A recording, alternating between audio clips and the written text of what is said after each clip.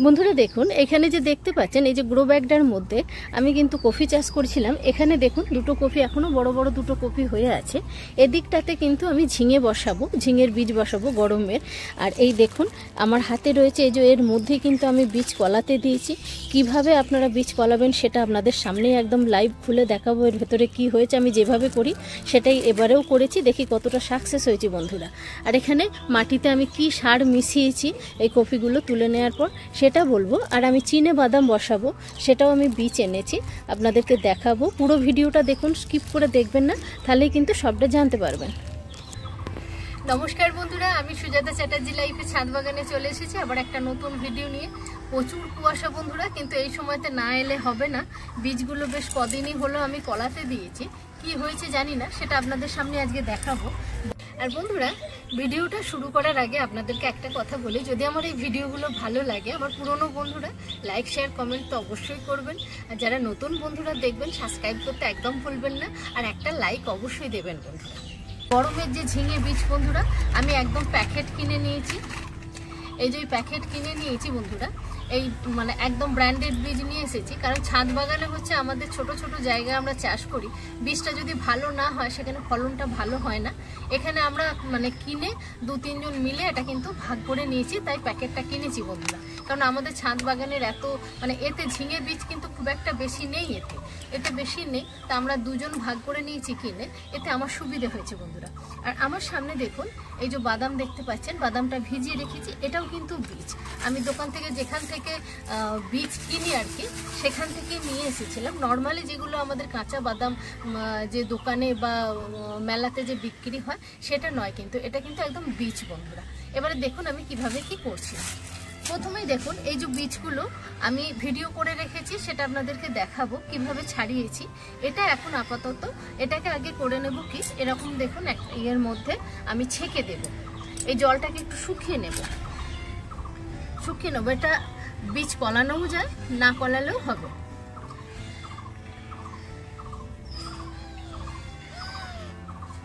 এটাকে একটু চাপা দিয়ে যাতে জলটা একটু হোক, এটা হোক বন্ধুরা। এবারে যে এই যে ঝিঙে বীজটা, এই যে ঝিঙে বীজটা দেখাই আপনাদেরকে একটু বার করে। এই দেখুন এই যে ঝিঙে বীজ, আপনারা যদি কোম্পানিটা জানতে চান কি কোম্পানি, কমেন্ট বক্সে কমেন্ট করবেন, আমি কিন্তু বলে দেবো বন্ধুরা। এটা কিন্তু মানে আমি বিজ্ঞাপন দেওয়ার জন্য নয়, কারণ হচ্ছে আমি দোকান থেকেই কিনে নিয়েছি, আমি ছোট্ট ছাদ বাগানে, এটা কিন্তু বিজ্ঞাপন দেওয়ার জন্য নয় বন্ধুরা। এবারে দেখুন এইখানটার মধ্যে রয়েছে, আমি এই বীজটা কলাতে দিয়েছিলাম। কিভাবে এটা দেখুন, এই যে পলিথিনটা আমি খুলবো, একটা দড়ি দিয়ে বেঁধে রেখেছি।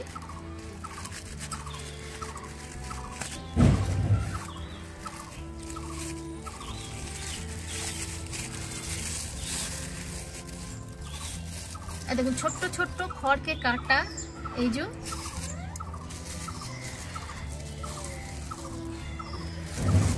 আর এর মধ্যেও খড় রয়েছে, এটা বার করছি না বন্ধুরা।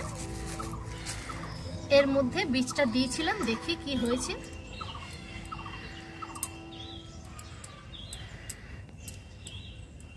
একটুখানি আপনাদেরকে সামনে থেকে আমি দেখাবো এটা কি হয়েছে। দেখুন বন্ধুরা, আপনাদের সামনে একদম আমি এটা ওপেন করছি, কি হয়েছে দেখি।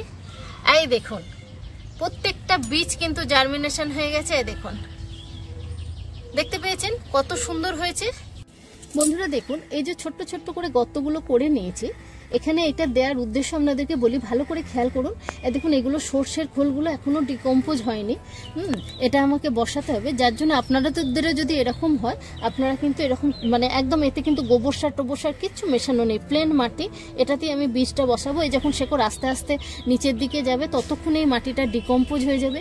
আর এটা বন্ধুরা কাঠের গুঁড়োতে আমার এই কফি গাছ বসানো ছিল, কলা পাতা শুকনো এই দিয়ে আমি বসিয়েছিলাম। ওপরে যত সামান্য 10% মাটি ছিল, তার মধ্যেই কিন্তু আমি ঝিঙে গাছটা করছি। খুব ভালো করে আপনারা খেয়াল করে দেখুন যে আমার কিন্তু চারিদিকে সর্ষের খোল দেয়া আছে। এখানে কিন্তু আমি গোবর সার ব্যবহার করে নিই, কারণ তখন কিন্তু প্রচুর গোবর সার দেয়া ছিল। বেশি গোবর সার হলে বন্ধুরা এখানে কিন্তু কি হবে, কেঁদাই হবে, নানা রকম পিঁপড়ে হবে, যার জন্য কিন্তু আর আমি গোবর সারটা ব্যবহার করে নিই। একটু ফসফেট দিয়েছি, আমি ধরবি গোলটা ব্যবহার করি যে কোনো মাটিতে, সেটা দিয়েছি। এইভাবেই মাটিটা কিন্তু রেডি করেছি। এরপরে এই দেখুন এই বীজগুলোকে কি করছি, মাটিটা ওইভাবেই রেডি করেছি, পুরনো মাটিতে এগুলো দিয়েছি, দিয়ে এবারে এই দেখুন এই যে কলটা রয়েছে এটা কিন্তু আমরা এইভাবে দেব না, এইভাবে শিকড়টা নিচের দিকে যাবে, আমি জাস্ট এরকম ফেলে দেবো, ও নিজের মতো করে ও মাটিতে চলে যাবে।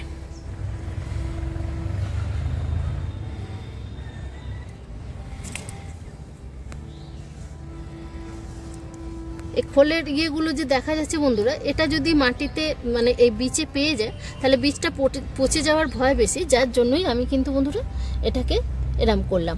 এবারে এর উপরে যে মাটিটা চাপা দেবো সেটাও খেয়াল করবেন। দেখুন এখানে ওই কফি দুটো তুলে নিয়ে আমি ওখানে কিন্তু একটা বীজ দিতে পারবো, ওটা তুলে নিয়ে দেব।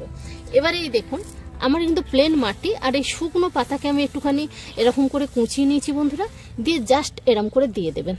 বন্ধুরা দেখুন এই বীজ অঙ্কুরোদ্গম করবেন কি করে, এই বীজটা ধরুন আমরা কি করব, এই 12 ঘন্টা ভিজিয়ে রাখবো। আমি রাত্রে ভিজিয়ে রেখেছিলাম, সকালবেলা ছেঁকে নিয়ে, আর এই বীজ দেখবেন জলেতে যে বীজগুলো ডুবে যাবে একদম, সেই বীজগুলো জেনুইন বীজ, সেগুলো কিন্তু গাছ কিন্তু বন্ধুরা হবে। আর যেগুলো দেখবেন ভেসে থাকবে 12 ঘন্টার পরেতেও হচ্ছে না, সেই বীজটা কিন্তু হবে না, সেটা ফেলে দেবেন বন্ধুরা। 12 ঘন্টা বীজটা ভেজানোর পরে জল থেকে ছেঁকে নিয়ে আমি এই যে বাদামটা এখানে যে দিলাম, এখানেতে এই যে বাদামটা শোকাতে দিলাম, এরকম একটা কটনের কাপড় দিয়ে আপনারা কিন্তু বীজটাকে ভালো করে বন্ধুরা শুকিয়ে নেবেন। শুকিয়ে নেওয়ার পরেতে এই যে ধরুন আমার কাছে এটা বন্ধুরা ব্যান্ডেজ ছিল, আমি ব্যান্ডেজ দিয়েছি। আপনাদের কাছে ছেঁড়া গামছা যদি থাকে, ছেঁড়া গামছার মধ্যে ভালো করে গামছাটাকে ভিজিয়ে এরম করে নিখড়ে নেবেন, নিগড়ে নিয়ে এর মধ্যে আপনারা কি করবেন, এই বীজগুলোকে দেবেন। ধরুন এটা ঝিঙে বীজ, এরকম দেবেন, দিয়ে এরকম চাপা দিয়ে দেবেন, চাপা দিয়ে ভালো করে এরম করে মুড়িয়ে নেবেন বন্ধুরা।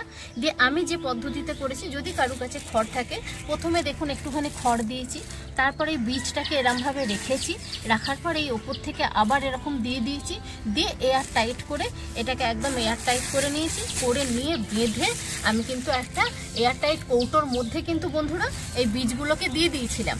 তাতে কিন্তু খুব সুন্দরভাবে কিন্তু এরকম অঙ্কুরোদ্গম হয়ে গেছে, আপনাদেরকে দেখালাম বন্ধুরা।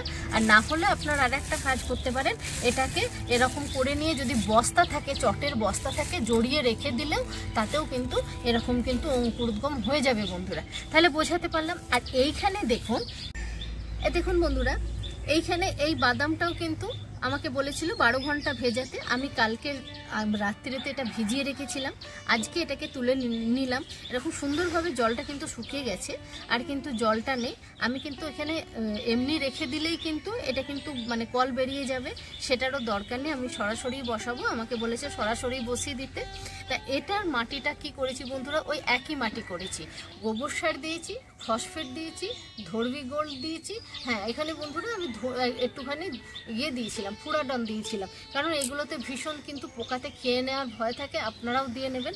আর আমাকে বলেছিল বন্ধুরা 10-26 দিতে, আমি কিন্তু দিইনি, আপনারা চাইলে দিতে পারেন। এবারে দেখুন এর কত ইঞ্চি কিভাবে বসাবো, কত ইঞ্চি বাদ দিয়ে সেটা আপনাদের বসাতে দেখিয়ে দেবো। চলুন বন্ধুরা, দেখুন কাছ থেকে আপনাদেরকে একটুখানি বীজটা দেখিয়ে দিলাম। এবারে চলুন ওখানে বসাবো, এবং কত ইঞ্চি দূর দিয়ে আমরা বসাবো সেটা আপনাদেরকে বলে দিচ্ছি। বন্ধুরা ওরা কিন্তু বলেছে খুব সুন্দর কিন্তু ফলের ক্যারেটের মধ্যে হবে। দেখুন আমি বসাচ্ছি।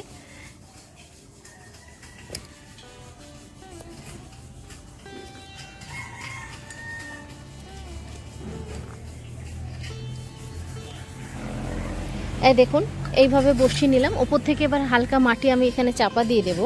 এখানের মাপটা এখানে বলে দিই বন্ধুরা, ঠিক 4 আঙুল দূরত্বের আমরা বসাবো এইভাবে, 4 আঙুল দূরত্বে।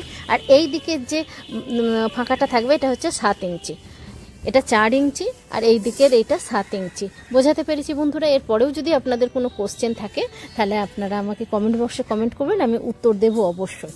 আর এই দিকের ক্যারেটটাও দেখুন রেডি করা আছে, এটাতেও কিন্তু আমি বসিয়ে দেবো।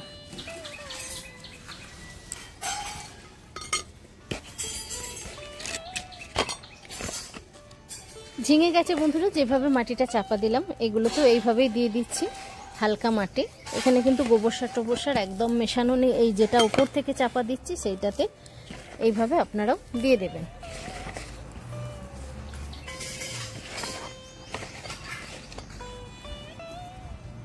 পরবর্তীতে যখন গাছ বেরোবে আমি আপনাদের শর্ট ভিডিও করে দেখিয়ে দেব।